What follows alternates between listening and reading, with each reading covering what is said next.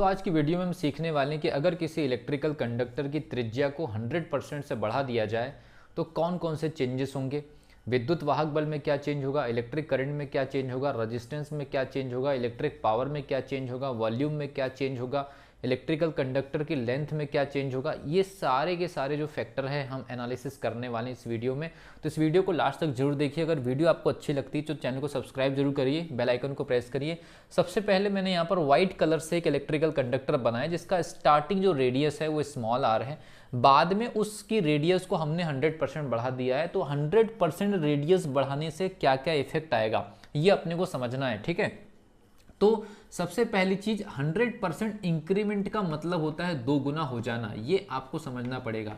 कोई भी क्वांटिटी अगर 100% अगर बढ़ जाती है इसका मतलब है कि वो पहले से अब 2 गुना हो चुकी है। अगर मान लीजिए 200% बढ़ जाती तो पहले से वो 3 गुना हो जाती। तो सबसे इंपॉर्टेंट बात यह है कि अब जो नई वाली जो त्रिज्या है आर डेस, उसकी वैल्यू हम कितनी लेंगे, 2r लेंगे, क्योंकि वो 100% इंक्रीज हो गई है। जैसे ही त्रिज्या 2 गुनी हो गई है, अब इलेक्ट्रिकल कंडक्टर की त्रिज्या 2 गुनी हो चुकी है, तो उसका जो एरिया होगा कैपिटल ए, ये वाला जो क्रॉस सेक्शनल एरिया की हम बात कर रहे हैं उसमें चेंजेस आ जाएगा।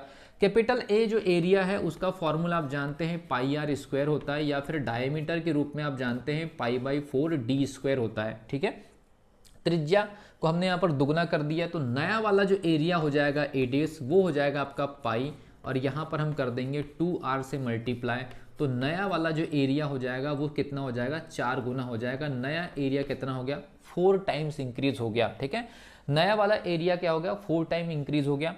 और हम ये पूरा का पूरा कैलकुलेशन ओम के नियम के लिए कर रहे हैं। तो ओम के नियम की कंडीशन में जो हम ओम्स लॉ पढ़ते हैं, ओम्स लॉ जो पढ़ते हैं ना, V = IR, V = IR, जो हम ओम का नियम पढ़ते हैं उसमें 3 कंडीशन है। इलेक्ट्रिकल कंडक्टर का मास चेंज नहीं होना चाहिए, उसकी डेंसिटी चेंज नहीं होना चाहिए, उसका वॉल्यूम चेंज नहीं होना चाहिए, और उसका टेम्परेचर जो है उसका टेम्परेचर प्रारंभिक स्थिति में नहीं बदलना चाहिए। बाद में अगर किसी वजह से रेजिस्टेंस में चेंज हो जाए वो बात अलग है। तो मास चेंज नहीं होना चाहिए, डेंसिटी चेंज नहीं होना चाहिए, और वॉल्यूम या आयतन चेंज नहीं होना चाहिए। देखिए सबसे पहली चीज, अभी फिलहाल में हमने त्रिज्या को 2 गुना किया तो क्षेत्रफल आपका 4 गुना हो गया।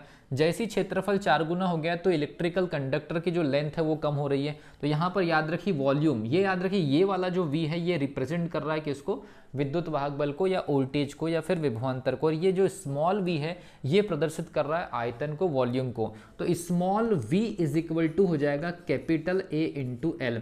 नया वाला जो आयतन हो गया है वो कितना टाइम्स हो गया, 4 गुना हो गया, 4a।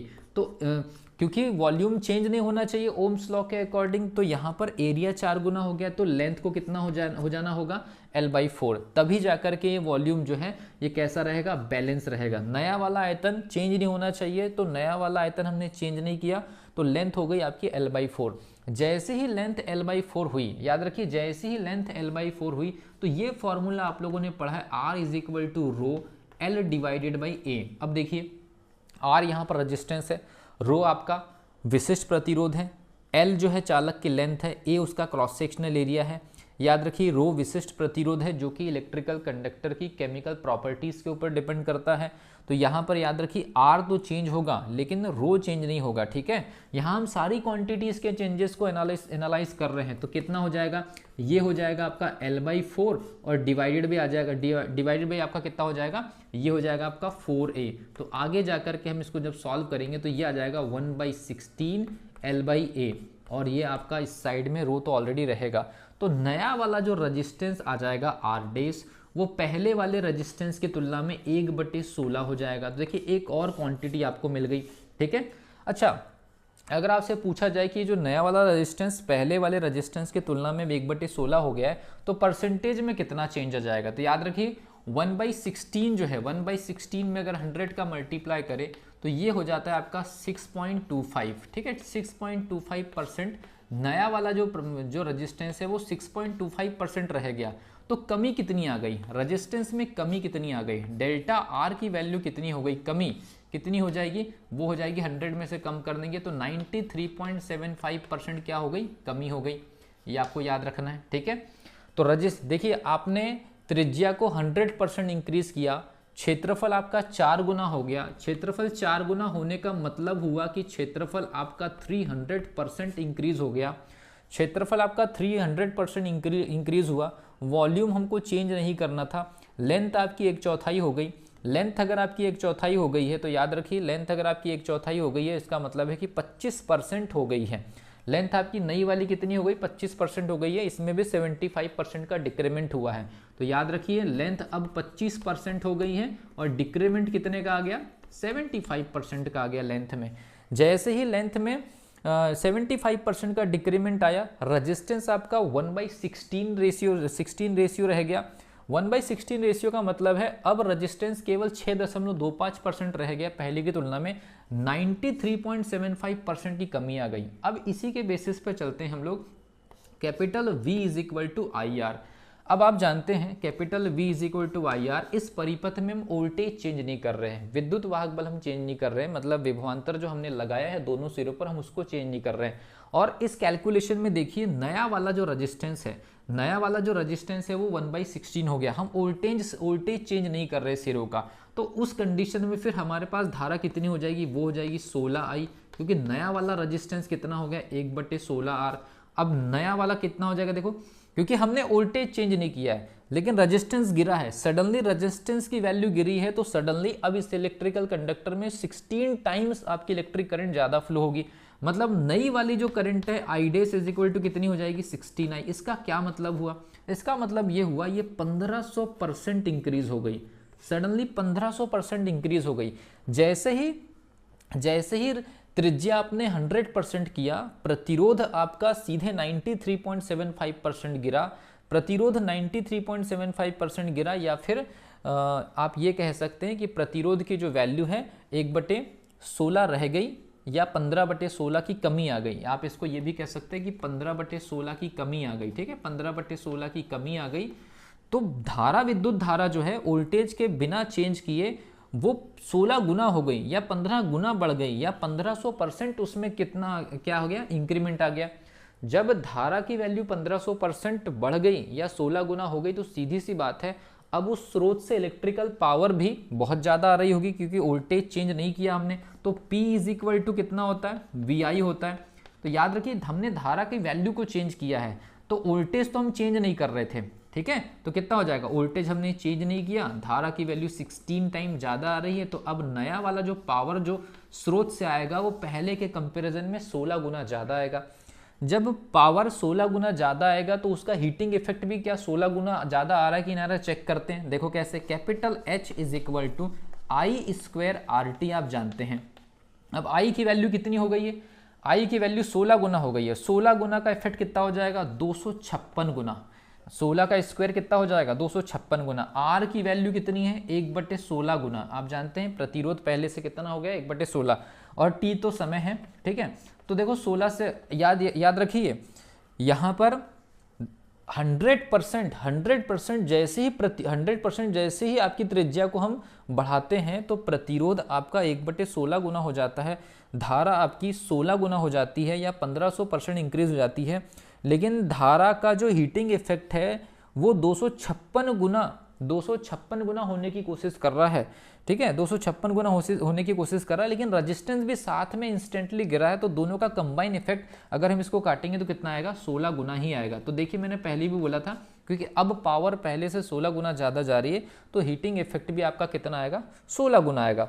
अब बात आती है कि हीटिंग इफेक्ट आपका 16 गुना आ गया, और हीटिंग इफेक्ट का जो टोटल जो इफेक्ट पड़ता है वो किस पर पड़ता है, टेम्परेचर पर, क्योंकि आप जानते हैं कैपिटल H की वैल्यू होती है I²RT, लेकिन किसी भी मटेरियल में टोटल जो हीट डेवलपमेंट होती है थर्मोडायनेमिकली वो कितनी होती है MS∆T। मास स्थिर है ओम के नियम में, विशिष्ट ऊष्मा केमिकल प्रॉपर्टी है ओम के नियम में, ये भी चेंज नहीं हो रही है।